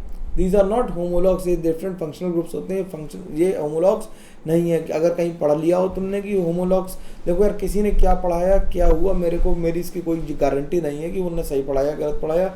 हो सकता है अच्छा पढ़ा रहा हूँ, मैं ये नहीं कह रहा कि उन्होंने गलत पढ़ाया, लेकिन मैं सही पढ़ा रहा हूँ, मैं ये जानता हूँ, ठीक। तो प्राइमरी, सेकेंडरी एमीन और टर्शियरी एमीन क्या है? होमोलॉग्स नहीं है। अब यहाँ पे क्या हो गया? COH आ गया, ये कैसा है? ये एसिड है। और ये क्या है? CH2H आ गया, तो ये क्या है? एस्टर। मैंने जानबूझ के ऐसे लिखा, लेकिन एस्टर और एसिड आपस में होमोलॉग नहीं है। ये क्या है? ये एल्डिहाइड है, CHO ग्रुप, याद आ रहा? और ये क्या है, कीटोन। तो एल्डिहाइड और कीटोन आपस में होमोलॉग्स नहीं है। देखने में लग रहे हैं, तो अगर सवाल इतना सरल भी आ जाए कि होमोलॉग कौन होते हैं, तब भी लोग गलत कर सकते हैं। वो फुल्ली केपेबल हैं गलती करने के लिए। ठीक। 6 नंबर अगर हम देखें तो ये क्या है, इसका नाम है फिनॉल और ये है बेंजाइल अल्कोहल। तो अल्कोहल्स और फिनाइल्स जो हैं वो भी होमोलॉग्स नहीं होते हैं। ठीक। तो कॉमन क्या होना चाहिए, फंक्शनल ग्रुप कॉमन होना चाहिए, तभी हम उन्हें होमोलॉग कह पाएंगे। ठीक है, यहाँ तक बेसिक इंट्रोडक्शन की बात हो गई। अब मेरे को लगता है कि काफ़ी हद तक बातें तो लोगों को समझ में आ गई होंगी। अब बात करते हैं IUPAC नॉमेनक्लेचर की। IUPAC नॉमेनक्लेचर में क्या होता है कि जब भी हम किसी का नाम रखते हैं या हम किसी का फॉर्मल नेमिंग सिस्टम करते हैं, जैसे तुम्हारा नाम फॉर्मल रखा गया, तो हमने मान लिया कि मिस्टर, तुम्हारा नाम मिस्टर क्या है या मेरा नाम क्या है, मिस्टर चैतन्य रस्तोगी। तो एक प्रीफिक्स है, फिर एक रूट वर्ड है और एक सफिक्स है। सरनेम हमारा सफिक्स है, रूट वर्ड जो हमारा नाम है, और एक हमारा प्रीफिक्स है कि मिस्टर है, मिस है, मिसेज है, मास्टर है, डॉक्टर है, इंजीनियर है, कुछ भी है, तो वो हमारा प्रीफिक्स है। तो ऐसे ही कंपाउंड का भी नाम रखने के लिए एक प्रीफिक्स होता है, एक रूट वर्ड होता है और एक सफिक्स होता है। ठीक। अब सबके पास सफिक्स हो ऐसा जरूरी नहीं है और सबके पास प्रीफिक्स हो ऐसा भी जरूरी नहीं है। रूट वर्ड सबका सेम होता है। कई लोग सरनेम नहीं लगाते हैं, ठीक है, उनका भी नाम अच्छा है, कोई बुरी बात नहीं है। कई लोग लगाते हैं, उनका भी अच्छा है, सबका अपना तरीका है। तो हम लोग ऐसे कंपाउंड्स के साथ भी करेंगे, जिसका मन हो नाम सफिक्स लगाएंगे, जिसके मन में आएगा उसमें सफिक्स नहीं लगाएंगे, लेकिन इन जनरल सफिक्स होता ही है। जैसे अगर हम एल्केन्स को लिखें तो एल्केन का नाम कैसे बना होगा, एल्क प्लस एन। जो एन है वो क्या है, जो एल्क है वो क्या है, रूट वर्ड है, और एन क्या है, सफिक्स है। एल्क क्या है, रूट वर्ड है, और एन क्या है, सफिक्स। तो एल्केन बन गया इससे। जैसे अगर हम CH4 का नाम लिखें तो एक कार्बन है, एक कार्बन लिखेंगे मेथ प्लस एन यानी मीथेन। 3 कार्बन है तो क्या लिखेंगे, prop plus ane propane. 4 carbon है तो ब्यूट प्लस एन ब्यूटेन। अब 4 कार्बन इसमें गिनती गिनो तो कितने, 4 कार्बन है, और इसमें भी कितने कार्बन है, 4 कार्बन है। तो इसका नाम हमने क्या लिखा था, नॉर्मल ब्यूटेन लिखा, तो इसे नॉर्मल ब्यूटेन लिख देंगे, और ये क्या है, ये आइसोब्यूटेन है। लेकिन these are not IUPAC name, these are common names. जो तुम्हारे घर का नाम है वो कॉमन नेम है, वो स्कूल में नहीं चलेगा कि चिंटू तुमसे कोई कह दे, है ना, है ना, कि तुमसे चोमू कह दे कोई चिंटू कह दे, है ना, छोटू कह दे, ऐसा ये सब नहीं चलेगा ना, कि कॉमन नेम स्कूल में नहीं काम करेंगे। तो हमें IUPAC के लिए कुछ नाम रखने पड़े। अब IUPAC में दोनों को ब्यूटेन तो नहीं कह सकते और आइसो यूज़ करते नहीं हैं, तो हमें क्या करना पड़ेगा, अब हमें कुछ रूल्स लिखने पड़ेंगे IUPAC नॉमेनक्लेचर के। ये जरूरी है, ये ढंग से सीख लेना। ठीक। तो रूल्स क्या कर रहे हैं, रूल्स पहला क्या रूल कर रहा है कि first of all select the longest parent chain. सबसे लंबी पेरेंट चेन को सेलेक्ट करना, और सबसे ज़्यादा लोग इसी में गड़बड़ कर लेते हैं। इसकी प्रैक्टिस करनी पड़ेगी काफ़ी ज़्यादा। ठीक है, तो लॉन्गेस्ट पेरेंट चेन को सेलेक्ट करना है। दूसरा रूल है number the parent chain in such a way that the substituent gets the minimum number. अब नंबरिंग ऐसे करो जिससे सब्स्टिट्यूएंट को मिनिमम नंबर मिले। जैसे अगर हम इस कंपाउंड को देखें तो इसमें कंपाउंड में क्या है कि अगर हम इसमें नंबरिंग करना शुरू करें तो ये 1 2 3 इधर से नंबरिंग कर सकते हैं, या फिर 1 2 3 इधर से कर सकते हैं, 3 ही कार्बन है। या फिर हम ऊपर भी कर सकते हैं, 1 2 3 ऊपर ले सकते हैं। तो ये सब तरफ से 3 नहीं आ रहा है, सेम आ रही। तो लॉन्गेस्ट कार्बन चेन जो है वो कितनी है, कितने कार्बन की आ गई हमारी, 3 कार्बन की आ गई। तो लॉन्गेस्ट कार्बन चेन जितने भी कार्बन की आई वो हमारा रूट वर्ड हो जाएगा। कोई भी इसमें डबल बॉन्ड या रिंग नहीं है, तो ये एल्केन है, तो इसका नाम प्रोप प्लस एन प्रोपेन लिख दिया। और 2 नंबर पे CH3 आ रहा है। CH3 का मतलब होता है मिथाइल, क्योंकि हमने अल्काइल ग्रुप पढ़े तो CH3 का मतलब क्या था, मिथाइल था, तो हमने इसे लिख दिया 2 मिथाइल प्रोपेन। ठीक। अब अगला देखते हैं, बात समझ में आ रही होगी, इसमें कोई दिक्कत तो नहीं आ रही होगी। देखो अब इसमें नंबरिंग कैसे कर सकते हैं। इसमें सबसे पहले लॉन्गेस्ट चेन सेलेक्ट करते हैं। लॉन्गेस्ट चेन कितने कार्बन की आ रही है, 1 2 3 4 5 6, 1 2 3 4 5 6 और 1 2 3। तो 6 और 3 में तो ऑब्वियसली 6 नंबर पड़ा है। तो लॉन्गेस्ट चेन जब हम सेलेक्ट करते हैं तो डिब्बा बना के सेलेक्ट करते हैं कि ऐसे सेलेक्ट कर ली लॉन्गेस्ट चेन। ये लॉन्गेस्ट चेन हो गई। अब इसमें नंबरिंग करनी है तो इधर से कर ली नंबरिंग 1 2 3 4 5 6, या फिर हम पलट के नंबरिंग कर सकते हैं 1 2 3 4 5 6। अब हम लोगों ने ऊपर एक रूल पढ़ा क्या, कि number the parent chain in such a way that the substituent gets the minimum number. तो मिनिमम नंबर किधर से आ रहा है, ब्लू वाले से या फिर वाइट वाले से? ऑब्वियसली वाइट वाले से आ रहा है, 2 पे आ रहा है, तो हमने इसका नाम क्या लिखा, 2 पे क्या लगा हुआ है, मिथाइल, तो 2 मिथाइल ब्यूटेन। अगर डंडी बनी है तो इसका मतलब क्या लगा हुआ है, डंडी लगी हुई, इसका मतलब क्या लगा हुआ है, CH3। हम लोग बॉन्ड लाइन स्ट्रक्चर को कन्वर्ट कर लेंगे तो क्या आ गया, 2 मिथाइल हेक्सेन आ गया, और 6 कार्बन थे तो इसलिए हेक्सेन आ गया। अब अगला रूल बहुत बड़ा सा लिखा है तो यार देखते हैं क्या है। If 2 branches have the same position from either side, अगर ऐसा भी एक हो सकता है कि दोनों साइड से सेम ब्रांच आ रही हो, दोनों तरफ से, then we will check for the next substituent. हम लोग क्या करेंगे, अगले सब्स्टिट्यूएंट को चेक करेंगे। If the next substituent is absent, अगर अगला नेक्स्ट सब्स्टिट्यूएंट है ही नहीं मान लो, और दोनों तरफ से क्या आ रहा है, सेम नंबर पे सेम सब्स्टिट्यूएंट आ रहा है लेकिन उसके आगे कोई सब्स्टिट्यूएंट नहीं है, then the numbering from the either side won't affect the name. क्या हुआ, नंबर किधर से भी कर लो फिर नाम पे कोई फर्क नहीं पड़ने वाला है, ठीक। If they are different then we will follow the alphabetical order. अगर क्या है, सेम नहीं है तो हम क्या करेंगे, अल्फाबेटिकल ऑर्डर को फॉलो करेंगे। जैसे अगर हम इस कार्बन चेन को देख लें, ठीक, अगर इसमें देखोगे तो इसमें का नंबरिंग करें 1 2 3 4 5 6, इधर से भी 6 बार नंबर की आ रही है, और 1 2 3 4 5 6 इधर से भी 6 आ रही। तो हमने पेरेंट चेन पहले सेलेक्ट कर लिया, हमने मान लिया कि पेरेंट चेन हमारी ये है, ठीक। अब इसमें नंबरिंग करी तो ये 1 हो गया, 2 हो गया, 3 हो गया, 4 हो गया, 5 हो गया और 6 हो गया। इधर से नंबरिंग करो तो 1 हो गया, 2 हो गया, 3 हो गया, 4 हो गया, 5 हो गया और 6 हो गया। दोनों तरफ से जो नंबर आ रहा है 2 और 5 ही आ रहा है, तो यानी कि दोनों तरफ से कोई फर्क नहीं पड़ता, किधर से भी नंबरिंग कर लो, बोथ आर करेक्ट। तो इसका नाम क्या लिखेंगे, हम इसका नाम लिखेंगे 2,5 di methyl, 2,5 di methyl hexane, 2 di methyl hexane लिखेंगे। इसका डाई मिथाइल क्यों लिखे, क्योंकि 2 मिथाइल ग्रुप थे इसलिए इसका नाम हमने क्या लिखा, डाई मिथाइल लिखा, ठीक। अगला देखते हैं, अगले में नंबरिंग देखना जरा, लॉन्गेशन 1 2 3 4 5 6 7 की बन रही है, तो इसी को हम पेरेंट चेन मान लें। और पेरेंट चेन बनाते समय ये ध्यान रखेंगे कि वो किसी ना किसी ब्रांच को कट जरूर कर देगी। अब देखो जरा आप नंबरिंग करेंगे तो जरा देखना 1 2 3 4 5 6 7 आया, इधर से नंबरिंग करी तो 1 2 3 4 5 6 7 आया। तो दोनों तरफ से जो नंबरिंग आ रही है उसमें ब्रांच कितने नंबर पे मिल रही है, 3 और 5 नंबर पे। ब्रांच कितने पे मिल रही है, 3 और 5 पे मिल रही है। ये तो बात समझ में आ ही रही कि 3 और 5 पे ब्रांच मिल रही है। अगर 3 और 5 पे ब्रांच मिल रही है तो भाई हम क्या करेंगे कि अब हम अल्फाबेटिकल ऑर्डर देखेंगे। तो 3 नंबर पे क्या है, CH3, और 5 नंबर पे क्या है, CH2 CH3। CH2 CH3 का मतलब क्या है, इथाइल, और CH3 का मतलब क्या है, मिथाइल। तो अल्फाबेटिकल ऑर्डर फॉलो करेंगे तो कौन सी नंबरिंग सही हो जाएगी, जिसमें E पहले आ रहा हो और M बाद में आ रहा हो। तो हम लोग कौन सी फॉलो करेंगे, वाइट वाली फॉलो करेंगे और ब्लू वाली को कट कर देंगे। तो हम क्या लिखेंगे, इसका नाम अल्फाबेटिकल ऑर्डर में लिखेंगे तो क्या लिखेंगे, 3 इथाइल, लिखो नाम इसका जरा, क्या लिखेंगे, 3 इथाइल। लिखते समय भी अल्फाबेटिकल ऑर्डर लिखेंगे, 3 इथाइल 5 मिथाइल और 7 कार्बन है तो इसका नाम लिखेंगे हेप्टेन। क्या लिखेंगे, हेप्टेन लिखेंगे, ठीक है। बात समझ में आ गई, ठीक। अब अगला रूल, अभी क्वेश्चंस करेंगे, एग्जाम्पल करेंगे, कुछ होमवर्क देंगे, लेकिन अभी तो फिलहाल देख लो। If more than 1 parent chain is available then the chain with maximum number of substituent will be taken as parent chain. अगर एक से ज़्यादा पेरेंट चेन अवेलेबल है तो जिसमें ज़्यादा सब्स्टिट्यूएंट आएंगे वो हमारी पेरेंट चेन होगी, ठीक है।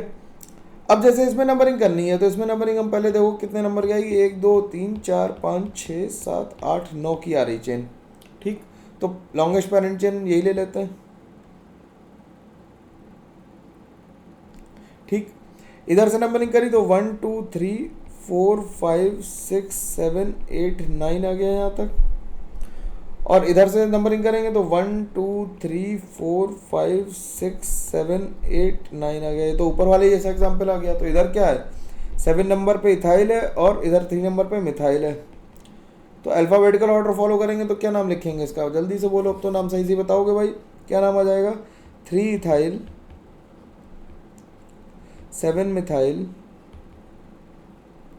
और नोनेन। 9 कार्बन है इसलिए नोनेन। अब जरा देखना, इसे नंबरिंग करते हैं, 1 2 3 4 5 6 7 नंबर आ रहे हैं और इधर से नंबरिंग करें तो 1 2 3 4 5 6 7 8 आ रही है। इधर से नंबरिंग करें तो 1 2 3 4 5 6 7 8 आ रही है। तो 8 कार्बन वाली है, हमारे पास 2 ब्रांच हैं। कौन कौन सी, एक तो हमारी ये वाली ब्रांच है, ये वाली, और एक हमारी ये ब्रांच है। ठीक, तो ऐसी ब्रांच चूज करेंगे जिसमें सब्स्टिट्यूएंट मैक्सिमम आ रहे हो। अगर हम मान लो, ध्यान से देखना, अगर हम मान लेते हैं कि हम पेरेंट चेन ये वाली चूज करते हैं,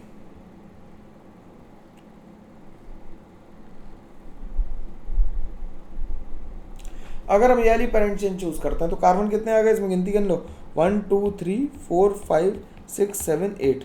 तो इसमें ब्रांच कितनी आई, एक और एक, 2 ब्रांच आई, 2 ब्रांच आई। ठीक, तो 2 ब्रांच आई। अब हम क्या करें, अगर हम एक और नई पेरेंट चेन चूज करें जो यहां से तो शुरू हो और इस तरह से चले।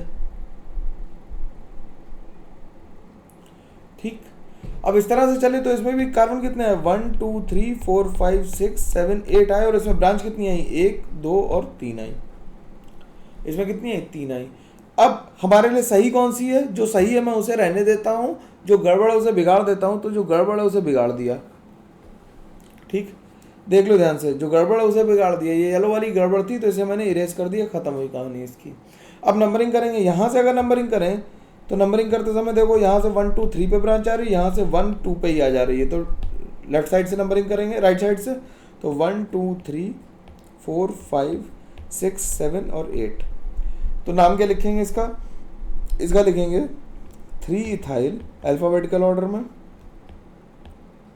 2 6 डाई मिथाइल,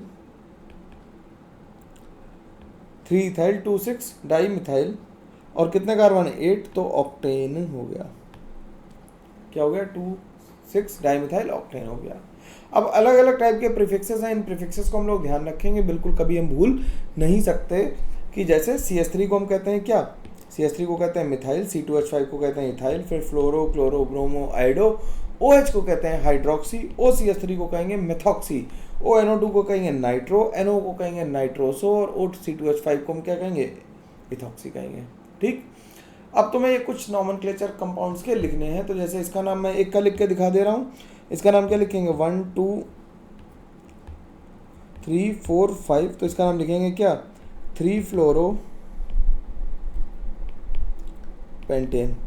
एक मैंने लिख दिया, बाकी 4 5 होंगे तो मैं नाम लिखने इनके। तो इतनी बात हम लोग ध्यान रख पाएंगे, आसानी से ये होमवर्क कर लाएंगे। ठीक है, इसमें जैसे नंबरिंग करनी है तो नंबरिंग कैसे करेंगे, इसमें देखना नंबरिंग जरा कहाँ से करेंगे, 1 2 3 4 5 यहाँ से भी आ रही है और यहाँ से करेंगे तो 1 2 3 4 5। तो तुम्हें ये ध्यान रखना पड़ेगा, 3 तो दोनों तरफ से फिक्स आ रहा है, तो किधर से नंबरिंग सही होगी, आई पहले आता या एन पहले आता, आई पहले आता तो कौन सी नंबरिंग सही है, ब्लू वाली सही है, येलो वाली काट देंगे, तो हम इसका नाम लिख लेंगे अब। ठीक है, लिख लोगे ना भाई, 2-3 क्वेश्चन तो अब मैंने आसान कर ही दिए, कर ही लोगे आसानी से। अब बात करते हैं नॉमेनक्लेचर ऑफ साइक्लिक कंपाउंड्स की। थोड़ा सा बड़ा हो रहा है लेक्चर यार, एक और लेक्चर आएगा थोड़ा बड़ा ही होगा, जिससे 2 ही में ख़त्म हो जाए, ज़्यादा फिर टाइम बर्बाद ज़्यादा होता है इसमें, और सरल टॉपिक है बात यह। अब नॉमेनक्लेचर ऑफ साइक्लिक कंपाउंड कैसे करेंगे, if the number of carbon in the close chain is greater then, ध्यान से पढ़ना rule, if the number of carbons in the closed chain ring is greater than or equal to the number of carbon in the side chain or open chain, then the closed chain will be taken as parent chain। अगर close chain में number of carbon ज़्यादा है या बराबर भी हैं तो हम क्लोज चेन को पेरेंट चेन मानेंगे, और जो एल्काइल ग्रुप बाहर जुड़ा हुआ उसे एज ए सब्स्टिट्यूएंट ट्रीट करेंगे। फिर से पढ़ लेते हैं, if the number of carbon in the close chain और रिंग इज ग्रेटर देन और equal to the number of carbon in the side chain और open chain, then the close chain is taken as parent chain. तो उसे हम parent chain लेंगे। जैसे ये ring देखो कितने कार्बन की है, 6 कार्बन की है, तो हमने इसे क्या लिखा, 1 इथाइल साइक्लोहेक्सेन या इथाइल साइक्लोहेक्सेन भी लिख सकते थे। इसमें कितने कार्बन की है, 5 कार्बन की। तो इसमें नंबरिंग का दूसरा तरीका क्या हो सकता था कि हम 2 3 4 5 ऐसे कर दें, लेकिन ये नंबरिंग गलत हो जाती, क्योंकि नंबरिंग में हम क्या करेंगे, लोएस्ट सम को ध्यान रखेंगे जिससे कि नंबर सबसे छोटा मिले। तो हमने ये नंबरिंग जो करी ये हमने काट दी कि ये सही नहीं है, ठीक है ना। तो इसका नाम क्या जाएगा, 1 इथाइल 2 मिथाइल साइक्लोपेंटेन। अब दूसरा केस क्या हो सकता है कि साइड चेन में कार्बन ज़्यादा हो और पेरेंट चेन में, मतलब जो साइक्लिक है उसमें कार्बन कम हो। If the number of carbon atom in the side chain is greater than the number of carbon in the close chain, then the side chain will be taken as parent chain. अब जैसे ये बड़ा सा compound आ गया तो इसका नाम क्या लिखेंगे। अब इसकी साइड चेन देखो कितनी लंबी आ गई, जो इसकी साइड चेन है उसमें 6 कार्बन है और क्लोज चेन में कितने 3 है। तो हम क्या करेंगे, नंबरिंग ऐसे करेंगे, तो 1 2 3 4 5 कर दिया ऐसे नंबर, ऐसे क्या किया 1 2 3 4 5 6 किया। तो इसका नाम लिख दिया, 3 को क्या लिखा, साइक्लोप्रोपाइल लिख दिया, 3 साइक्लोप्रोपाइल और हेक्सेन। तो ये होमवर्क के लिए कुछ क्वेश्चंस करोगे अपने आप, आसानी से हो जाएंगे, ठीक है। इतनी बात समझ में आनी चाहिए, तो आसान बात है, इसमें कोई दिक्कत किसी को नहीं होनी चाहिए। तो यहाँ तक हम लोगों ने बात कर ली है आज के लेक्चर में। अगले लेक्चर में हम लोग एल्कीन से बात करना शुरू करेंगे, तो एल्कीन और बाकी नॉमेनक्लेचर को अगली क्लास में करेंगे। अगली क्लास विल बी डिफिकल्ट, इस क्लास को देखना जरूरी है और इसके नोट्स लिखना भी जरूरी है, क्योंकि जो इस क्लास में बात हो गई है उसका यूज़ अगली क्लास में होगा, ठीक है। स्टे कनेक्टेड, ध्यान से देखते रहो वीडियोज़, लाइक करते रहो, सब्सक्राइब करते रहो, लोगों को शेयर करते रहो, जिससे कि हम लोग ज़्यादा लोगों तक पहुँच पाएँ और ज़्यादा लोगों की मदद हो सके, ठीक है। चलो भाई, मिलते हैं, तब तक के लिए thank you very much, good night. तो बोल ही सकता है कि हम लोग शाम को ही मिलते हैं, तो हम लोग अब अगली क्लास में मिलेंगे। तब तक के लिए अपना ध्यान रखो और बहुत सारी पढ़ाई करते रहो। Thank you very much.